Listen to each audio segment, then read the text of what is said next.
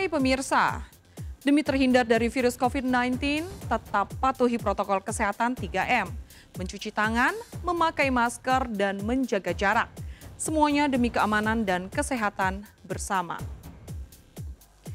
Man from Madinah. Dia datang dari Tanah Suci untuk mencerahkan iman para jamaah di bumi pertiwi. Dia adalah Syekh Ali Jaber. Ulama harismatik yang dakwahnya mudah dicerna, menyejukkan, dan tidak menghakimi keberagaman. Tapi setelah beliau wafat 14 Januari lalu, bagaimana nasib jamaah dan duafa yang berlindung di Yayasan Syekh Ali Jaber? Apa saja wasiat almarhum kepada istri dan anak-anaknya? Benarkah beliau berpesan kepada Ustadz Yusuf Mansur agar putranya dibimbing menjadi hafiz Quran dan pendakwah? Mengapa Syakir Daulay, Irfan Hakim, dan sejumlah selebriti seolah sulit melepas kepergian pendakwah yang mereka kagumi? Dan apa saja cerita menarik di balik proses pemakaman Syekh Ali Jaber? Seperti apa masa kecil yang dilalui beliau di Madinah? Dan bersama saya, Dias Lestari, kita akan mengupas lebih dalam kehidupan Syekh Ali Jaber sejak lahir hingga menutup mata melalui kesaksian orang-orang terdekatnya. Pemirsa, inilah berita artis ternama. Barista.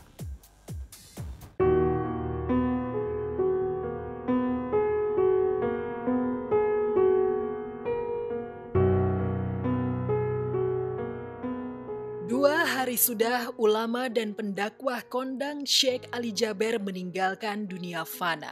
Tapi duka mendalam masih dirasakan oleh keluarga, sahabat, serta jamaah yang mengagumi almarhum.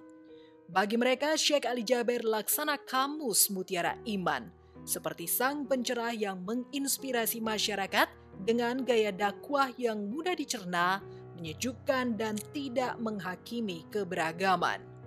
Tak heran sejumlah tokoh dan selebriti mengaitkan kepergian beliau dengan hadis Nabi yang mengatakan bahwa kehilangan seorang pendakwah atau aulia sama dengan kehilangan 1000 orang. Makanya selama saya berada di Indonesia, saya sudah faham dan belajar prinsip orang Indonesia. Orang Indonesia tidak suka ribet, suka yang mudah. Termasuk amalan, ibadah, amalan, zikir, suka yang mudah. Makanya selalu saya berusaha dalam dakwaku selalu memberi yang mudah. Tidak mau yang susah-susah, karena orang Indonesia tidak suka. Orang Indonesia sifatnya mau yang mudah, mudah diingat, mudah dihafal, mudah diamalkan dan masuk surga. Itu sudah. Kalau pejabat yang meninggal ataupun apa masyarakat yang meninggal, banyak yang bisa menggantikan beliau. Tapi kalau ulama yang meninggal wafat, butuh waktu yang puluhan tahun untuk mencetak generasi yang ahlul Quran. Kita sangat kehilangan ahlul Quran luar biasa beliau. Ya, tentu kepergiannya kehilangan bagi kita semua. Tentu apa yang tadi sudah saya sebutkan sebagai sosok dai yang lemah lembut. Yang kedua, sosok yang mendorong hafalan Al-Quran ini mungkin tidak hilang, berkurang gitu. Sendiri, walaupun jujur saja tadi malam saya lihat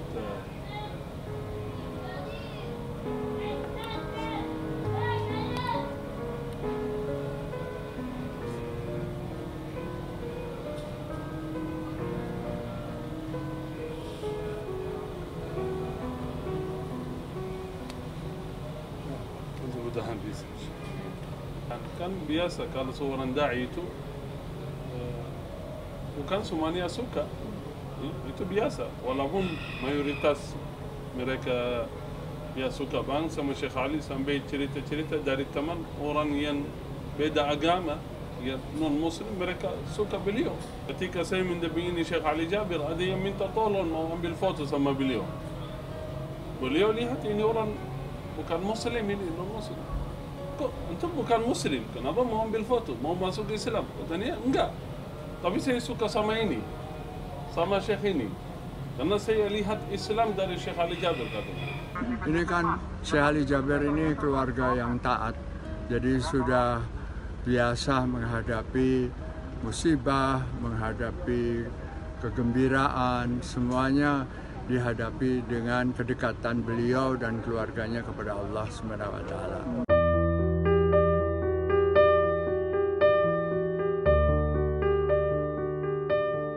Seolah tak habis cerita menggetarkan tentang Syekh Ali Jaber. Makam beliau di Pondok Pesantren Darul Quran Cipondoh, Tangerang Kota yang masih basah dan semerbak wangi bunga sudah didatangi oleh peziarah dari dalam dan luar kota. Meski antre menunggu giliran karena harus menerapkan protokol kesehatan, antusiasme untuk menyentuh pusara Syekh Ali Jaber seolah tak surut diterpa waktu dan cuaca buruk. Allah masih berikan kita kesempatan untuk bisa datang ke sini. Kami semua merasa kehilangan, sangat terpukul, nggak percaya.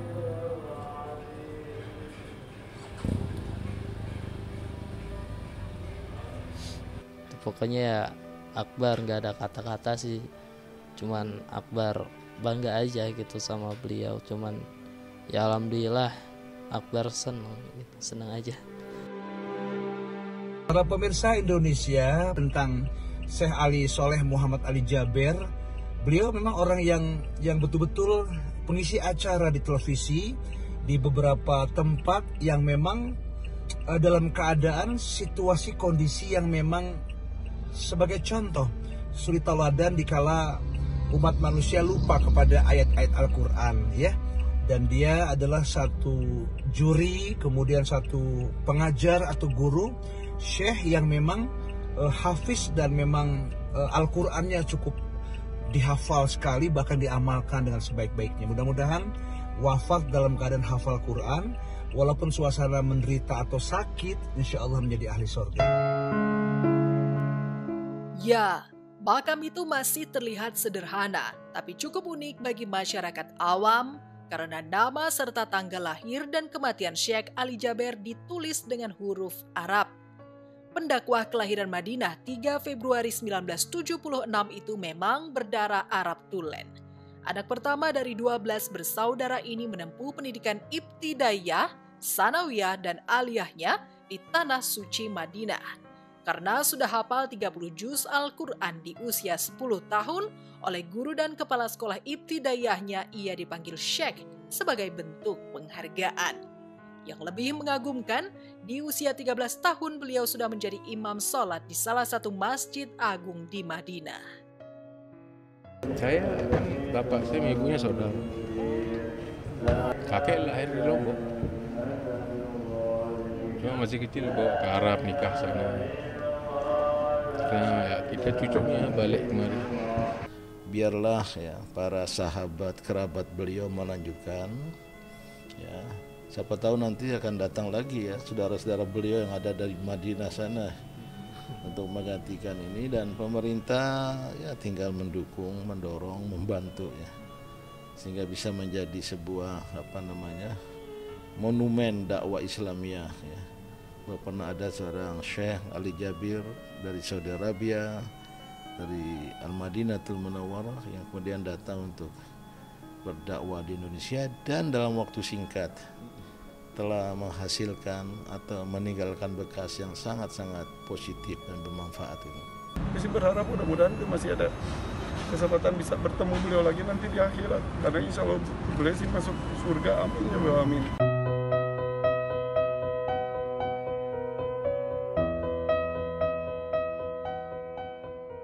Tahun 2008, Syekh Ali Jaber melebarkan sayap dakwahnya ke Indonesia. Pilihannya jatuh di Lombok, Nusa Tenggara Barat.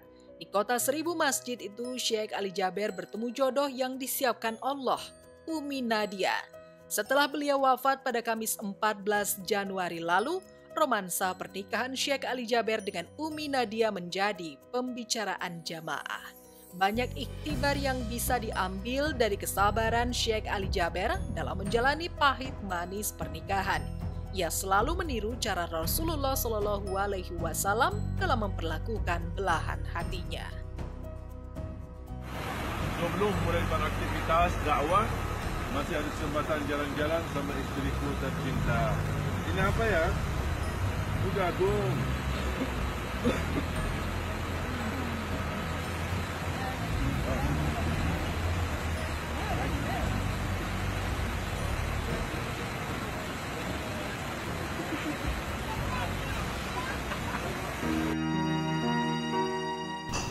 Syekh Ali punya ada 4 ya anaknya.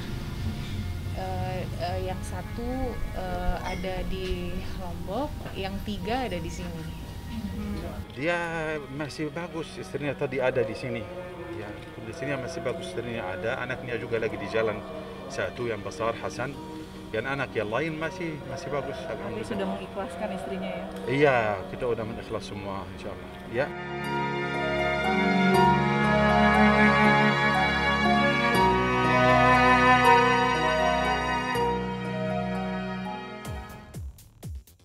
Lantas, apa saja wasiat Syekh Ali Jaber kepada keluarganya? Bagaimana nasib jamaah dan duafa yang bergantung pada yayasan Syekh Ali Jaber? Benarkah meski sudah menjadi pendakwah papan atas, beliau masih tinggal di rumah kontrakan?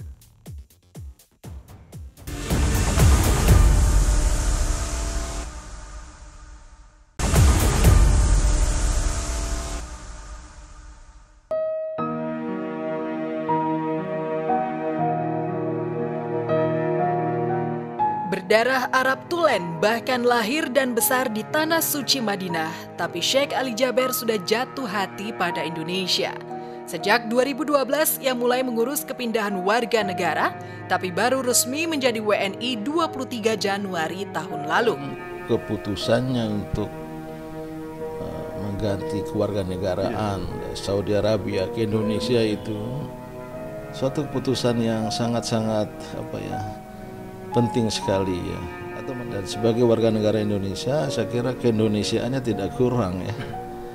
Dan ini satu pesan bagi kita semua ya, bahwa Islam pun dan salah satu ciri dari wasatiyat Islam dan umat Islam sebagai ummatan wasata, umat tengahan itu adalah adanya sikap al-muwatanah, menghayati kewarganegaraan. Dan beliau merasa Indonesia lebih membutuhkan beliau dan keluarganya bahkan ketimbang Saudi sendiri gitu.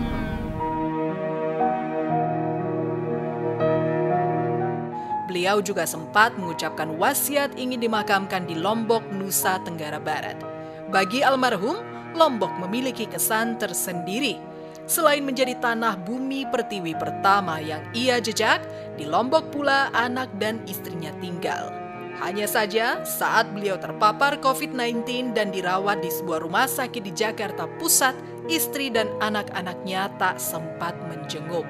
Hanya Ustadz Yusuf Mansur sempat menjenguk saat kondisi beliau sudah negatif COVID-19. Lalu benarkah pada perbincangan terakhirnya dengan Ustadz Yusuf Mansur, Syekh Ali Jaber berubah pikiran, ingin dimakamkan di pondok pesantren yang banyak mencetak hafiz Quran. Di hubungan saya dengan Lombok, bahkan saya bercita-cita, ya Allah, walaupun saya memilih dan memohon meninggal di Madinah, tapi kalau ya Allah, kalau saya ditetapkan meninggal di Indonesia, mohon saya mau dimakamkan di Lombok. Kita sudah usahain, dirundingin, ternyata yang terbaik ya di situ. Saya sempat shock juga sama istri ketika melihat itu, karena kita gak lama bertemu dan sempat chat-chatan sama beliau. Beliau beberapa minggu lalu sempat chat saya di DM di Instagram, beliau mau menghadiahkan haji kepada salah seorang kakek-kakek yang waktu itu rame viral dijamret sama orang waktu itu. Itu yang chat terakhir sama beliau. Dan kondisinya waktu itu kan memang beliau sempat kena COVID, alhamdulillah sudah negatif. Qadarullah, memang umur gak ada yang tahu. Beliau memang mungkin disayang sama Allah, dipanggil lebih awal. Menurut beliau tuh banyak sekali. Makanya beliau tuh bukan hanya ahli Quran, tapi gurunya ahli Quran. Gitu. Yang saya dengar itu intinya tuh beliau ingin generasi-generasi yang sekarang berjuang dengan Al-Quran meneruskan perjuangan beliau dalam dakwah Al-Quran. Itu aja sih. Ya, dimanapun dimakamkan, jiwa Syekh Ali Jaber sudah menghadap Sang Halik. Tanah makam hanyalah jejak pusara yang menegaskan bahwa Syekh Ali Jaber pernah mewarnai khasanah dakwah Indonesia dan mencerahkan iman jutaan jamaah. Lalu benarkah Syekh Ali Jaber menginginkan putranya menjadi pendakwah dan hafiz Quran seperti dirinya? Ketemu dengan Abi, Bapak, komunikasi? Terakhir ketemu tanggal 29 sebelum dibawa ke rumah sakit. Yang penting pesan dari beliau yang terus ditekankan, sholat, jaga sholat. Itu yang paling ditekankan. Setiap ketemu ingat sholat, setiap ketemu ingat sholat, setiap ketemu ingat sholat. Ada permintaan almarhum gitu nggak sih, mungkin sampai sekarang belum tersampaikan? Permintaan ya pengen saya hafiz Al-Quran dulu. Saya belum hafiz, insya Allah secepatnya diselesaikan. Itu kemauan beliau. Kabarnya ada yang mau menggantikan almarhum untuk berdakwah ya, Ustaz? Ini orangnya nih. Oh, Assalamualaikum. Iya, ini beliau, Syekh Muhammad namanya. Iya, gimana saat itu? Syekh Muhammad ini adik kandung dari Syekh Ali Jaber. Iya. Dan beliau sama-sama hafiz dan orang hebat. Udah bisa berbahasa Indonesia. Iya, ini memang cita-cita beliau menghadirkan jutaan penghafal Quran. Dan insya Allah kan kita nggak sendirian, kita akan bersama insya Allah seluruh masyarakat muslim di Indonesia bahu-membahu bekerja bersama-sama insya Allah.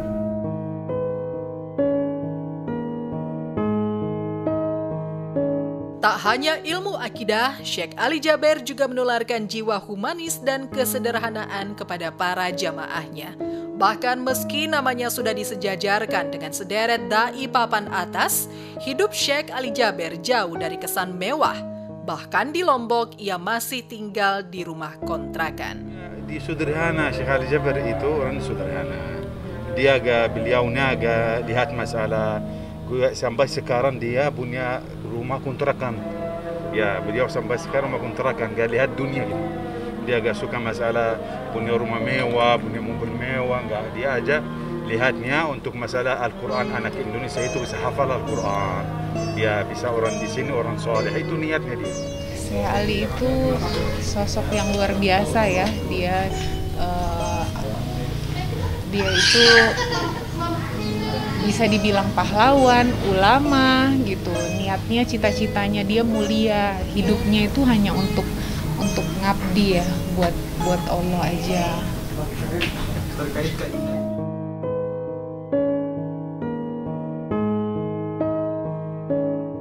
Berdakwah dengan hati tanpa iming-iming materi. Itulah kesan yang dilihat oleh sejumlah sahabat, murid, dan jamaahnya. Ia tak sungkan berdakwah ke pelosok tanpa pengawalan ketat, meski taruhannya adalah nyawa. Tapi setelah ditikam oleh pemuda berandal di atas panggung saat berceramah di Bandar Lampung, Syekh Ali Jaber mau menerima tawaran keluarga dan jamaah yang bersedia mengawalnya.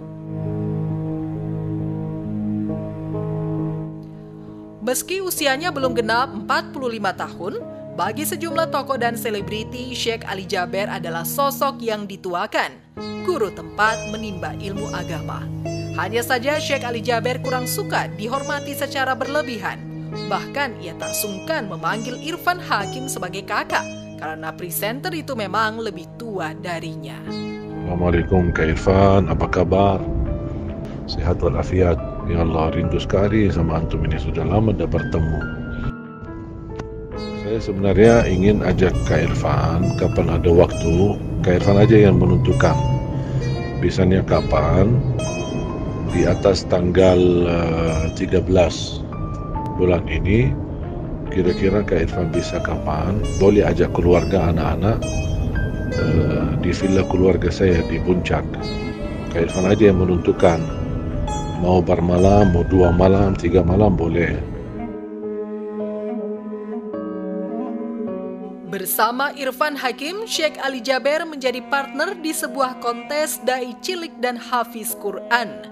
Banyak momen indah yang menggetarkan hati Irfan lantaran Syekh Ali Jaber begitu sensitif pada potensi mengagumkan yang ditunjukkan ditunjukkan oleh Hafiz Cilik. Beliau adalah sosok yang berilmu, namun tetap tawadu. Saking mulia dia dengan Al-Quran, beliau seperti Quran berjalan. Ya, Jadi anak seperti ini, dia seluruh tubuhnya itu sudah terisi dengan Al-Quran. Sampai dijanjikan di hari kiamat, tubuh yang terisi dengan Al-Quran, kulitnya tidak akan disentuh oleh neraka. Karena itu pantas saya muliakan kakinya.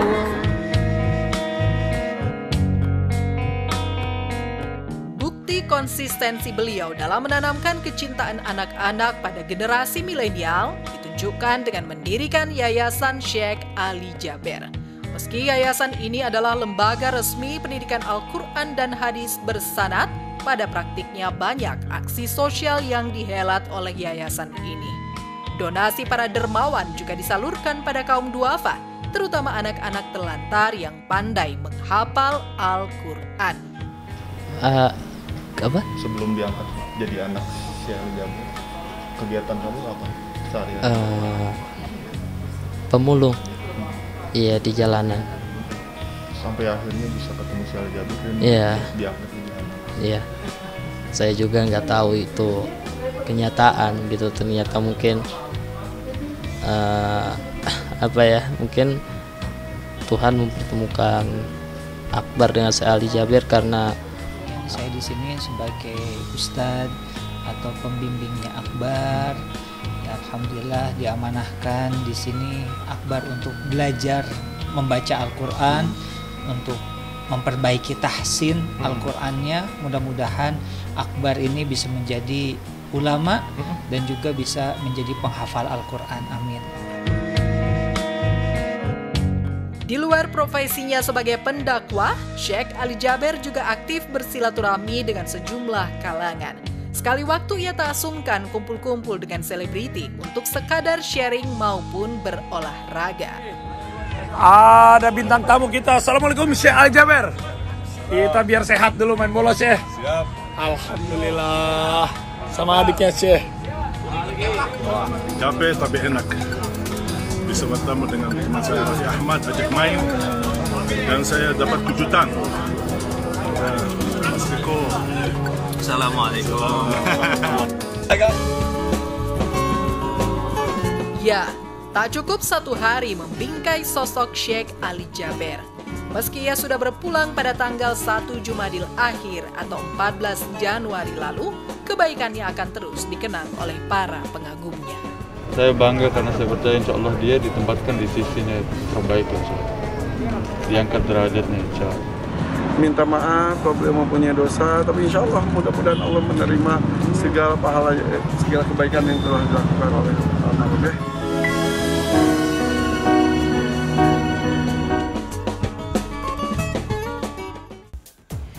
Ibarat pepatah, gajah mati meninggalkan gading, harimau mati meninggalkan belang. Maka Syekh Ali Jaber wafat meninggalkan selaksa kebaikan bagi umat. Perjuangannya dalam menegakkan syiar dan mencetak hafiz Quran akan diteruskan oleh keluarga, para jamaah, dan pengagumnya. Baik pemirsa, sampai di sini perjumpaan kita. Simak terus berita artis ternama Barista setiap hari Sabtu dan juga Minggu hanya di RCTI.